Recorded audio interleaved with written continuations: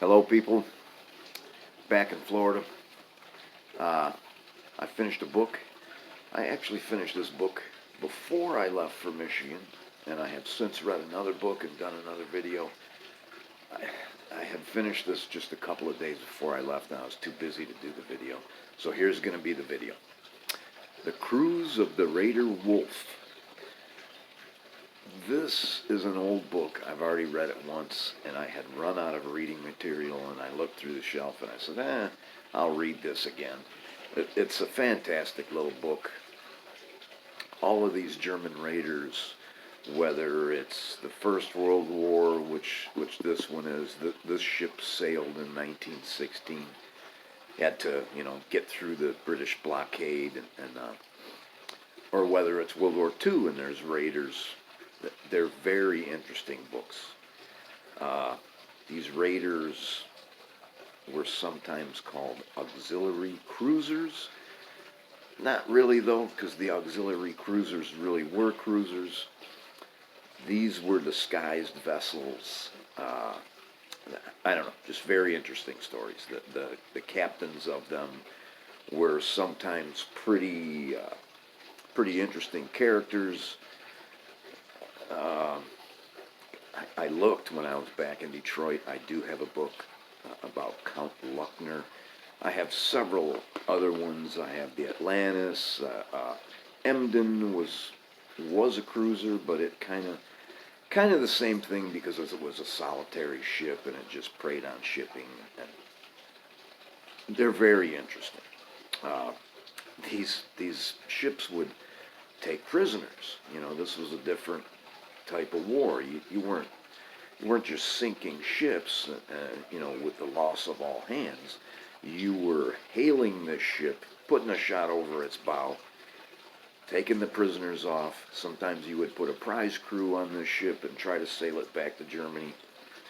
But like the Wolf ended up with like 400 prisoners held in these holds. This book was written by one of the prisoners on the ship, and now that we know what the Stockholm Syndrome is, I think this guy may have suffered a little bit from the Stockholm Syndrome, because he's just gushing with praise about the German crew, about the captain of the ship. At one point he even says what handsome men they are. So he may have had a little bit of that Stockholm Syndrome. Let's get to my notes here. I bought this book for $5 at King Book. And this is back in the day when, there's a bookmark in here. I should save that. This is back in the day when, I don't know, I got a couple of hundred of these things, but I would put this little sticker on the inside, and it says from the library of. I wasn't sure whether I should print my name or sign my name, so I signed my name. My signature is completely illegible. The book was written much later. The book was written, this copy was published in 1941. The book was originally written in 1939. 270 pages. The captain of the Wolf, his name is Nerger, and they compare him to Drake, they compare him to Luckner, and let's see, I get into some reading here. Fourth paragraph, page 40, and I have a word written there. I think it says prisoner. It was kind of hard to read. This has got those cool pages that are, the edge of the book is not totally even. Nice thick pages, nice big print. Fourth paragraph, 1, 2, 3, 4. These Germans were fine men. Apart from small racial characteristics, they were not a bit different from our own seamen. It was a terrible sidelight on our civilization that these men and our seamen should be trying to exterminate each other solely on account of quirks of political leadership, and writing 20 years after, to think that the same senseless war of extermination may recommence at any time. So yeah, if he originally wrote this in 1939, it must have been before the war. And I've got Stockholm Syndrome written there, but we already talked about that. Third paragraph, page 47. And I know what this is. This author, he wasted no opportunity to bring up some kind of racial stereotypes. He talks about Irishmen. He talks about, especially the Portuguese. He's got a real sore spot for the Portuguese. Third paragraph, 47, 1, 2, 3. And he's talking about mines. The wolf, as it went around, it had like 400 mines. Big giant mines, stored down in the hold, right next to where they had to have the prisoners. So the prisoners were always aware that if there was some kind of a battle where ships were firing on each other, and a round went into those mines, that would have been it. And what he's discussing here is mines that the chain has rusted through, and the mine begins to drift. And they ended up all over the fucking place. A similar authenticated incident occurred when a mine was washed ashore on the Irish coast early in the war. In that case, the villagers thought the stranded mine was a huge barrel of liquor that had drifted ashore as a gift from Neptune. Half the village gathered round with mallets, drills, and jugs to open the barrel and make whoopee. There was a grim ending to the happy party when the mine went off. So, the racial stereotype there is the Irish are drunkards, and they see a mine and they think it's liquor. Obviously, I don't know. I think he does go on about the Irish in a couple of more places. He's kind of funny, this author. There's a certain style of writing from this period of time where it's funny. Second paragraph, page 89.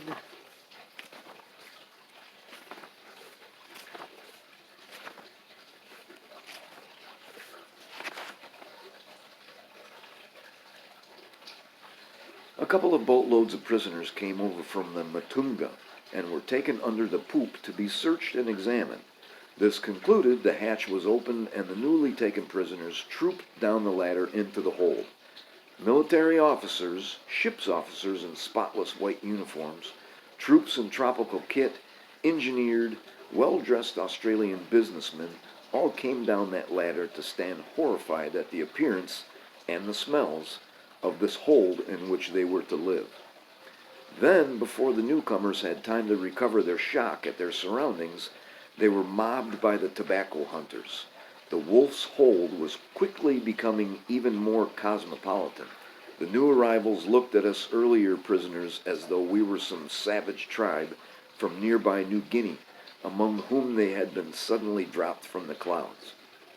And they say that the tobacco hunters, because these prisoners didn't have any tobacco, and right away when anybody new came in, they wanted to get their tobacco. And then I have this word Wolfschen written there. Wolfschen, Wolfchen. That's a German word that means wolf cub, and the wolf cub was the airplane that they had on board ship, and they used the hell out of this airplane several times. It had to be fixed, and they would take it all apart, stow it in the hold, because a common ship didn't have an airplane sitting on its desk, and they would instantly be recognized as an enemy ship. So they had to stow this thing away, and they would bring it out, put it back together, and the thing would actually go around hunting for ships for them to go get.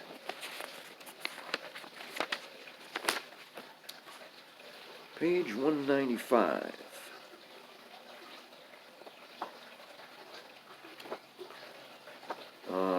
I don't have that marked, so I gotta look for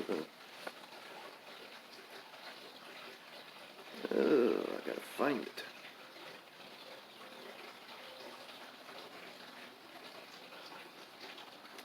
not be able to find it. Anyways, the prisoners do get scurvy. They have to eat rice and canned crab for literally months. There must not be any vitamin C, any ascorbic acid in canned crab or rice, because they begin to get scurvy. The only thing you could do with these prisoners, which was done a couple of times, I don't think the wolf ever did it, but you could put them off on an island where maybe they might not be discovered right away. But if you put them off on an island somewhere and they were able to get to some British military and tell them what the wolf was doing, you'd end up getting sunk because of that. But yeah, they had scurvy pretty bad. Canned crab and rice were to be the main part of the prisoners' diet for months yet, for those who could still eat, that is, but the effect on the men's health was disastrous. Most of the scurvy cases could still walk about, although they were weak, sallow, sick men. Some of them went mad.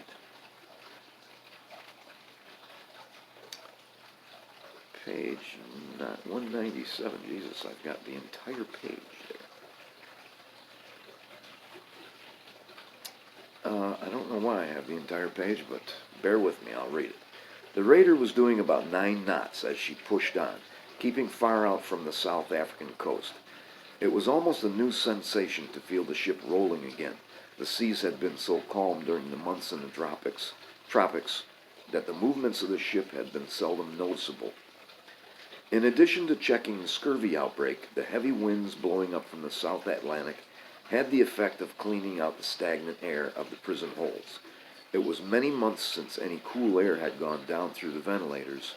A few steamers were sighted as the raider crossed the Australia-South Africa tracks on her way to the Cape. They're talking about the Cape of Good Hope. Nerger amused himself by trying to close in on them. These attempts were completely unsuccessful, each vessel altering her course.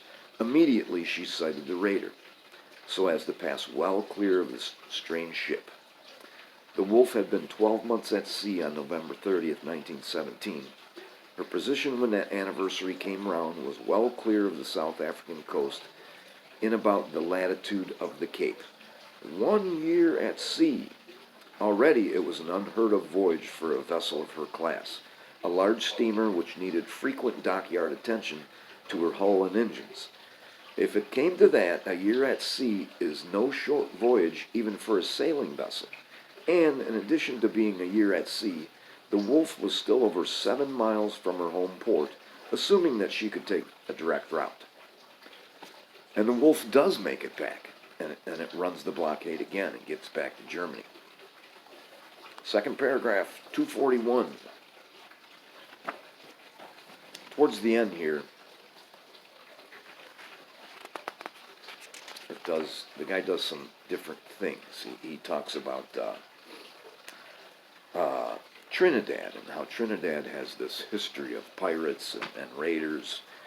And he talks about the auxiliary cruisers. There's this battle. Hopefully that's what this is. But yeah, it is. This battle at the beginning of the First World War was supposed to be the longest battle between 2 ships. They were both auxiliary cruisers. The German ship ends up losing. But they go on and on and on and just beat the hell out of each other. Cap Trafalgar went down. Cap Trafalgar was the German ship. What happens is these cruisers, these merchantmen, there's plans already in place in case a war starts. And if they're in a neutral port somewhere, they will mount guns and go back out. Cap Trafalgar went down, but in all fairness to the German ship, she was hopelessly inferior in armament to her British rival, and in plain language must be credited with putting up the better fight. With her 2 guns of smaller caliber, the Cap Trafalgar came within a touch of sinking the far heavier armed Carmania. Much sentiment has been expended and reams have been written in describing this fight.